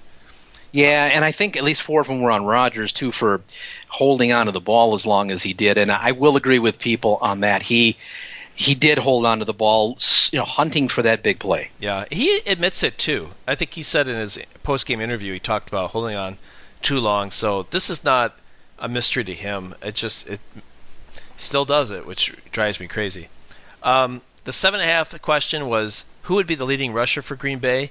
You said Aaron Rodgers. I said Ty Montgomery. No one got this right. It was Christine Michael. I know, and he had a hell of a game. He had 47 yards, 10 carries. The guy gave him a spark. He was solid, and I think he really brought something for them. He did, and I think we joked about that last week and said, why don't we pick Michael since because Ripkowski was the week before and Montgomery was the week before that, and so it was Michael's turn, and sure enough, it was. 7 3/4, we said who was going to have a higher quarterback rating, Rodgers or Manning. We both said Rodgers, and Rodgers is correct. Only one participant said Eli Manning would have a better did I change my had a better quarterback rating than Rodgers was Patrick. Patrick said that Manning would have a better quarterback rating than Rodgers. Can you believe that? Well, maybe he was listening to the show in Celtic. It might be. That might be. Yeah. Okay. Yeah. And then the tiebreaker was Rodgers' quarterback rating itself. You said 96. I said 115, and it was 125 and a 0.2. Yeah. The winner this week is Richard Durain again. Hey! All right. With 8. Richard Durain, who was a regular both emailer, Twitter guy. He's all over the place. So good. He gets the casino, the hotel room by himself. I'm getting exhausted talking on this much. You should do more talking. This cold is wearing me down. I think that our listeners are probably happy that you're doing most of the talking. So. Anyway, okay, you ready for this week's? Should we give the email now, or should we give it at the end? I think we should do it both now and at the end. See, this is proper radio. See, if you had been in broadcasting, if you had wasted 4 years like I did in broadcasting, you would know. Tell them before, you tell them again after. Dave, if I wanted to play the betting lines on Packers Therapy so I could have a week in the presidential suite of the Packers Therapy Hotel and Casino with locations both on the Vegas Strip and in Laughlin, Dave, how would I go about doing that? Actually, I'm going to pass it to you. I'm saving my sore throat. You tell them. Well, you got to send an email, and it's got to go to our man Mike. You can get him at mitnomiller@gmail.com. Mitnomiller is MITNOMILLER at gmail.com. So if you want to play the betting lines, I hope you will.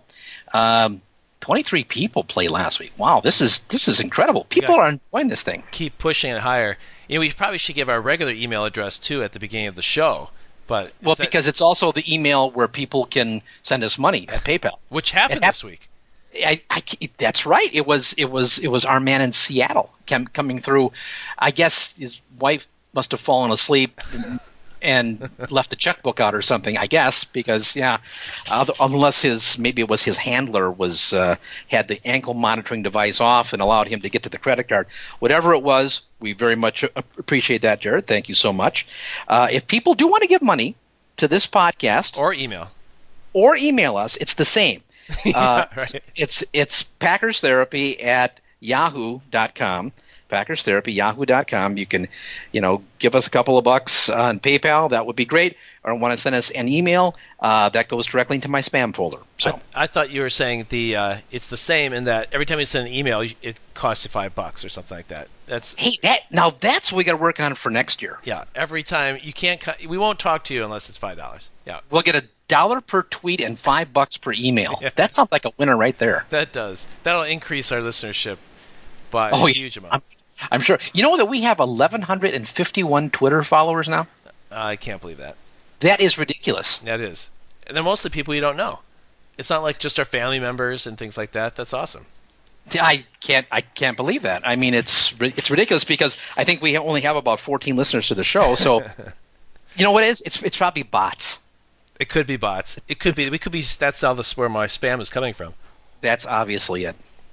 All right. So, betting lines for this week. Are you ready? Oh, yes. Okay, I guess I have to embarrass myself again. Yeah. This is my weekly humiliation. Put your thinking cap on for this game, okay? None of these 110 yards for Odell Beckham Jr. That was reasonable at the time.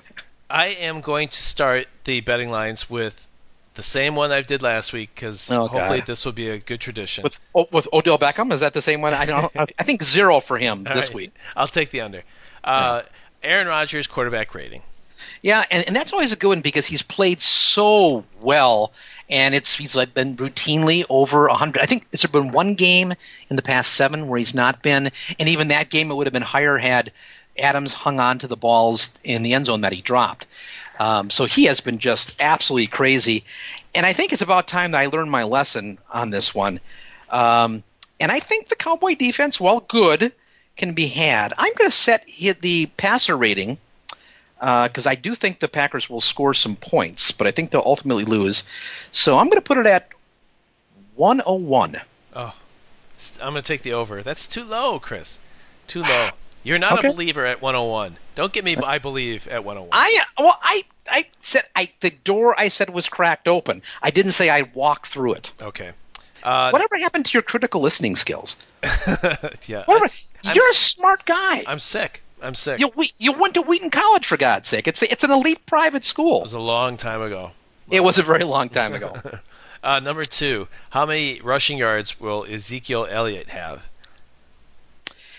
Yeah, I knew you were going to ask this, and I was thinking about it this afternoon. I'm going to put that number at 130. 130. I'm going to take the under. I have this. You foolish boy. I am picturing this game. We're going to score. They're not going to be running the ball as much, and we're going to do fairly well against them. Mike Daniels. Have you seen their offensive line?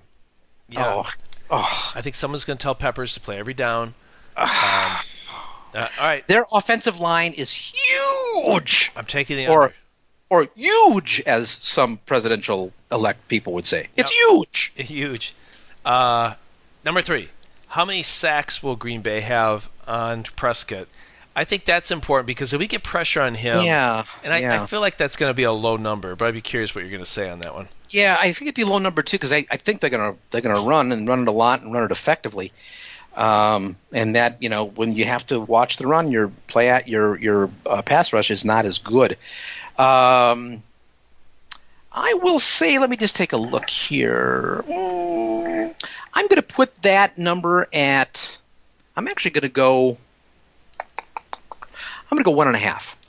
1.5 sacks. All right, I'm going to take the over. All right. Okay. I'm going with the defense here. Number 4. This is a yes/no question for number 4. Do you think Green Bay will score in the first quarter? Well, if the Cowboys control the ball for the entire quarter, probably not.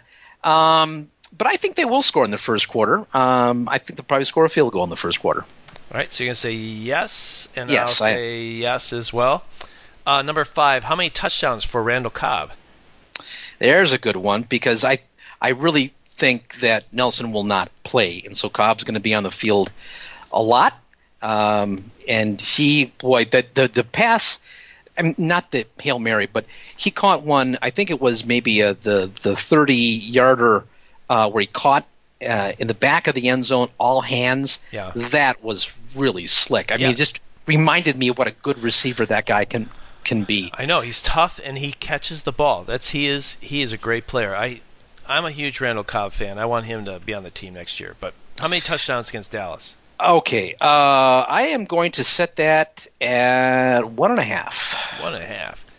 I'm going to take the under. I think Adams is going to get. I think they're going to be distributed around. I bet you Cook gets one. I'm going to say Cobb gets one. I bet you Dallas kind of rotates to Cobb and. Well, I don't know. That's a good line. I'm going to take the under. Number 6. Dak Prescott's passing attempts. Passing attempts. That's a good one. Yeah. That's a really good one. So if they're running the ball, right? they are a running team. They control the clock. Boy, that is a good one. I am going to put his passing attempts at 28. 28. I'm going to take the over on that one if the game plays out the way I hope. All right, this one's a little bit different. Number 7. Who do you think the leading tackler will be? Will it be a linebacker, a safety, or other? Other being, I guess, defensive lineman or cornerback. Yeah. I mean, because I thought Jake Ryan led tackle. Jake Ryan was great. He was really great this past week. But they don't get a lot of tackles from the defensive line. If safeties are getting a lot of tackles, that's not a good sign. And linebackers, you would hope that they would be getting most of the tackles. Right. But I think they're going to have difficulties in the run game. So I am going to say it will be a safety that leads them in tackles. Yeah. And I think it's going to be Morgan Burnett, as a matter of fact. Now, first of all, is Micah Hyde a safety or a corner for this game? I think, let's see, Randall will play. Gunter will play. I guess technically he's the slot corner, technically. Yeah, I'm going to count Hyde as a corner then. All right, so yeah. Your safety would be either Burnett, or Clinton Dix, or yeah. Bryce, led Bryce, yeah. But Bryce has been playing a lot, but I think the guy that I think Morgan Burnett's going to be their leading tackler. All right, I'm going to say it's going to be a linebacker, and I'm going to include Matthews as a linebacker. And Peppers is not. Peppers, he's an interesting hybrid. He plays a lot with his hand down. Yeah. It's interesting position that they've used him on. So the point of my question is, I think if we have our leading tacklers, our safeties, we're going to lose. We're going to lose. Yep. Tacklers, linebackers, or defensive linemen, we're going to win. Well, if it's a defensive line, we're definitely going to win. Yeah. So that's kind of your pick: linebacker, safety, or other. 7.5. Which number will be greater? I'm getting more complex as we go here, Chris. This is like the SAT. Okay. That's right. Which is greater? Aaron Rodgers' quarterback rating or Ezekiel Elliott's rushing yards? Well, I think I've already answered that. You have. So you have said that it will be Ezekiel yards, and I will say maybe that question is a throwaway since you've already. It's a ridiculous question. But. We're gonna scratch that one. Are you having a lot of cough medicine tonight? Is that okay? Well, I did. I thought that was genius, but I guess by having those two. Oh God! It's our show prep is legendary. If you take your third answer and subtract your first answer, do you think it'll be positive? Now it does read like a test. Yeah. All right, scratch that. 7 3/4. Who will be the leading rusher for Green Bay this week? Oh, this is like running back roulette. Now was it 2 weeks ago was Ripkowski, Michael this week, Montgomery before that. Everyone is led. Yeah. Rodgers. I mean, it could be Rodgers, Montgomery, Ripkowski, and Michael. It might have been just like that. Okay, well, here's what I'm going to do, because I think that Kristen Michael showed us all a lot this past week.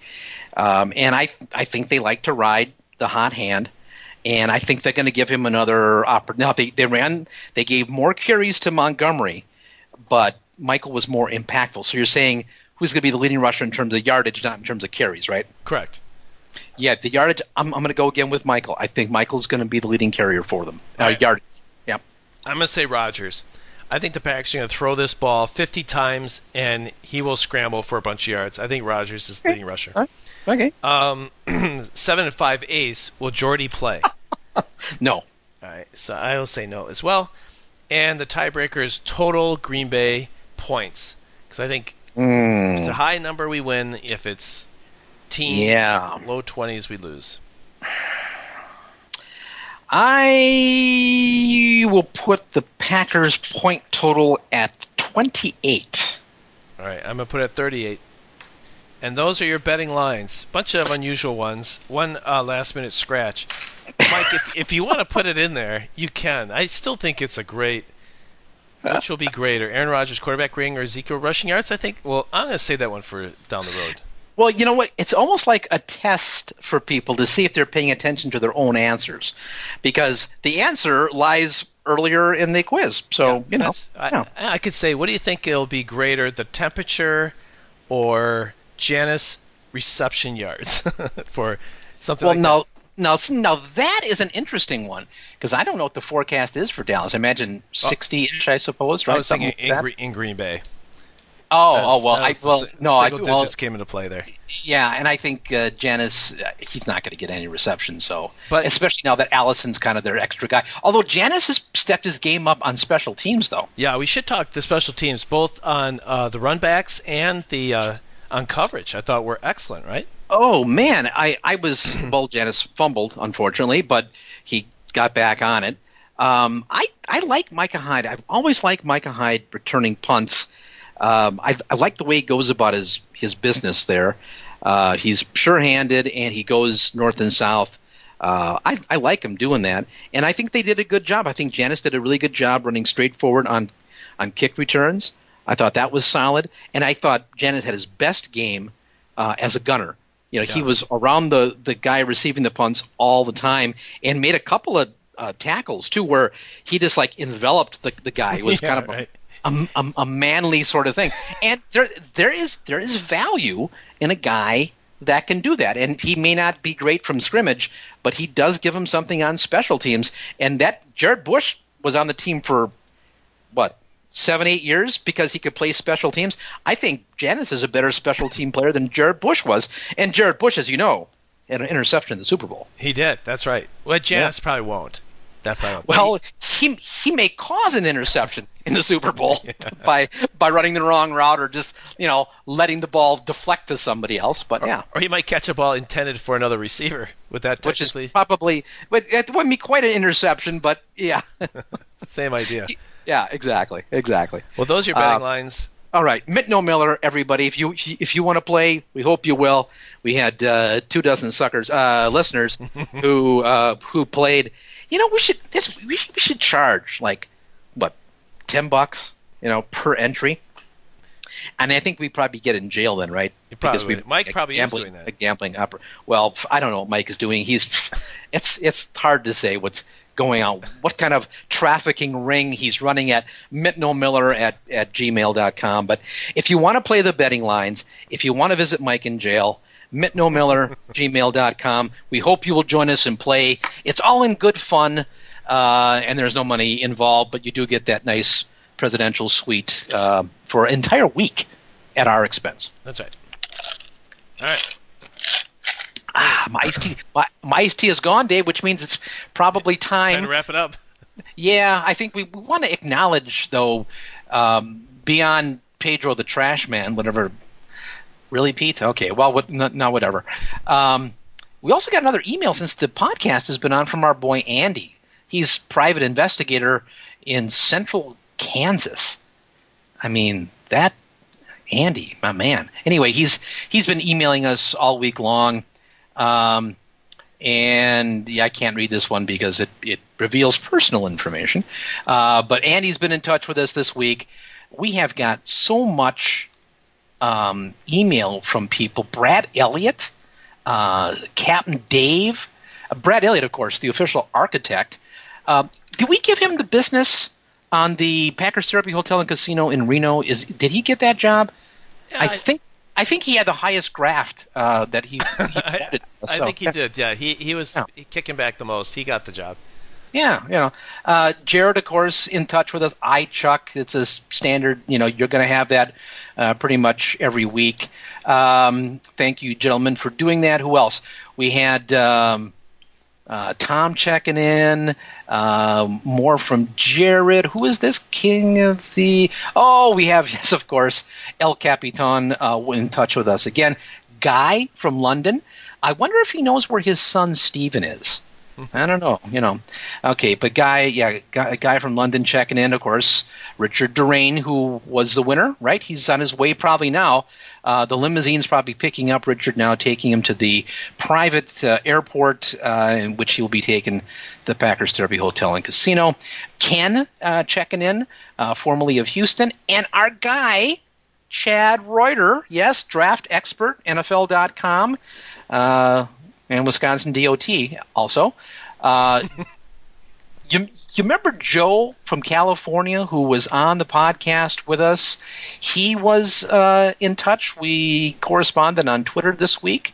Appreciate that. And also the official stand-up comic of Packers Therapy, Antonio from Madison, in touch with us also this week. Mark Wellner checking in on Twitter. Of course, Pastor Kevin. And am I forgetting anybody here? No, just some more of the regulars. Oh, and Jason. Jason also in touch with us on Twitter, and Rob Gardner also. So a whole bunch of people on Twitter, some via email. We answer as many as we can. We appreciate, though, everyone who is in touch, because it tells us that you enjoy the show, and it's worth spending an hour and a half or 2 hours with us every week. This is the reason why we do the show, is because you guys seem to enjoy it. And as long as you enjoy it, I guess that's a reason for us to continue doing this. So thank you for being in touch with us. At Packers Therapy is our Twitter handle. And we also gave you the email, packerstherapy@yahoo.com. So we really do appreciate all the good things that you guys have to say to us, and enjoying the ups and the downs and all the good feedback that you give. Thank you so much. I have one comment really quick on Brad Elliott's email. Yes. I can't quite figure out if this is a joke or if this is real, but he said he was feeling a little left out of the credits because emails kept bouncing back until he realized he was sending them to Yahoo's Packers Therapy. That's right. which actually probably should be our guy Wally could probably set us up with a PackersTherapy.com account, and we could be Yahoo's at PackersTherapy.com. Yeah, that's a joke, right? That's not for real. Brad, you're gonna have to. I can't. He wrote it in a way that I can't quite tell if that was an honest mistake or that was making a joke. We already have a team comedian. We don't need another. He's our architect. He is our architect, and that's exactly right. We cannot have our architect, especially with that critical project that's going up Lake Tahoe. We cannot have that. Those are details. Those are details that if he's going to be sketchy on the details, that's maybe we should be having someone else be our architect. But yeah, that's exactly right. Yahoo's at PackersTherapy.com. Don't get that mistake. It's PackersTherapy at Yahoo.com. Well, that's a common mistake, though. Yeah, I'm sure. I can see why it would happen. Yeah. Yes. Andy references. You can read the email later. But Andy Monday, private investigator in the heart of Kansas. What do you think he's investigating privately in the heart of Kansas? I just this is like In Cold Blood or something. Wasn't that in the heart of Kansas too? Yeah. I don't know. Yeah. I'm ready for bed. Okay. Well, is there a pop culture, or is the pop culture this week Packers football? Yes, Packers Therapy for me. I've been watching a bunch of shows because I've been sick, but nothing worth mentioning. So unless you have something, I'm spent. I'm gonna give just one. I'm 7 episodes into it. Berlin Station. It's on Epix, which is one of those fringe cable channels, but you can go to their website and watch it for free. If you like, as you might guess from the name, Berlin Station in this case is the CIA station in Berlin. And this is going to shock you, people who like the genre. There's a mole.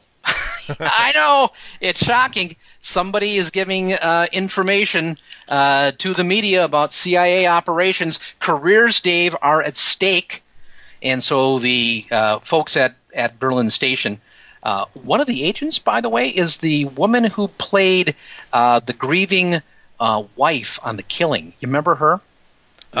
She was the mom of she was the mom of the girl that got later on killed, but okay. Yep. So she's on that, and a bunch of other people. You watch 6 Feet Under, the guy that played Nathaniel, the head undertaker, and he died in the first episode, and he haunted his family for the rest of the I never watched series. The show. No, Oh man! You watch 6 Feet Under? Yeah. Never watched it. I have watched the whole series twice. Wow. It is top 5 of all time. 6 Feet Under, absolutely fantastic show. Michael C. Hall is in that one.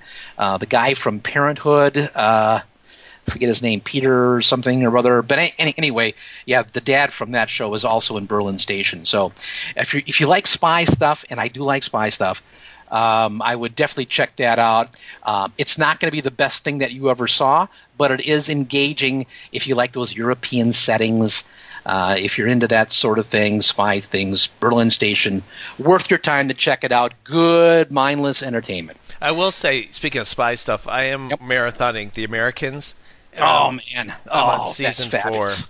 And I didn't like season 1. I felt like I should like it. It's the 80s, spy stuff, U.S. versus Russia, good storylines, and I just couldn't get into it. But I kept going. I'm in the 4th season, many shows under my belt, and now I'm really into it. So if you can go through 3 seasons worth, it does really get better, I thought. I mean, all the storylines are really coming together in the 4th season. I'm just such an HBO snob right now that if it's not that quality, I'm not liking as much, or Netflix quality. Man. But The Americans has really turned out to be a pretty good show. The Americans, it is the single best television show presently on anywhere. The Americans, without a question. And it's not just me. You look around at the reviews that you see, and you're right, though. People, were a little cool at the beginning, and then some people came around the second year, third. But really, it is right now the best show, and you got to watch it from the beginning. And it's not really a spy show. It kind of has that, kind kind of cast to it.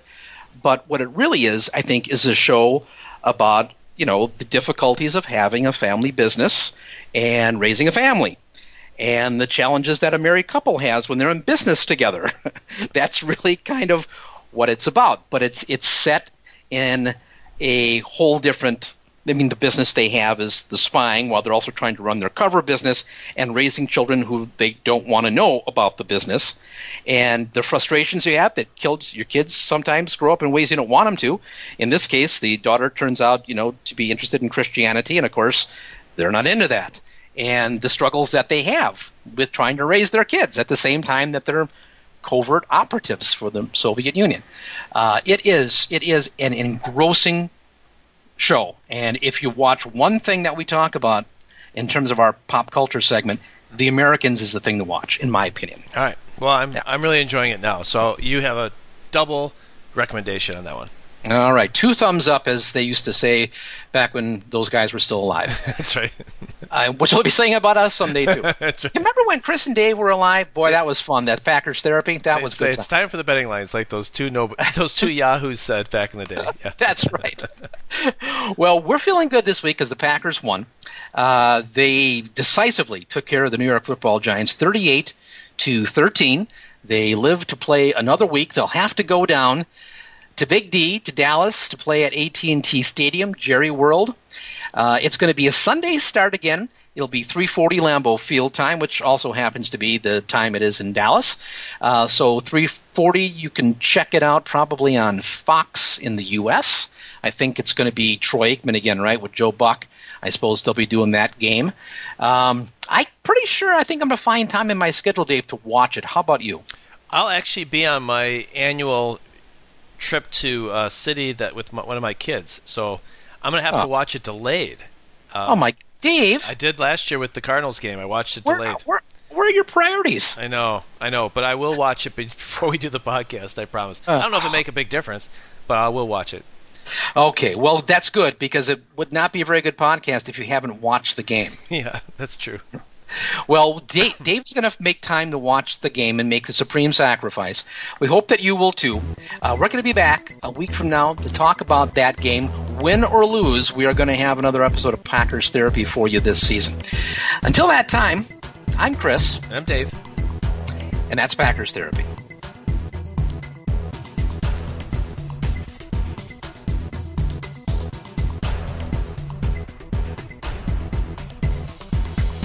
I'm Chris. And I'm Dave. And that's Packers Therapy.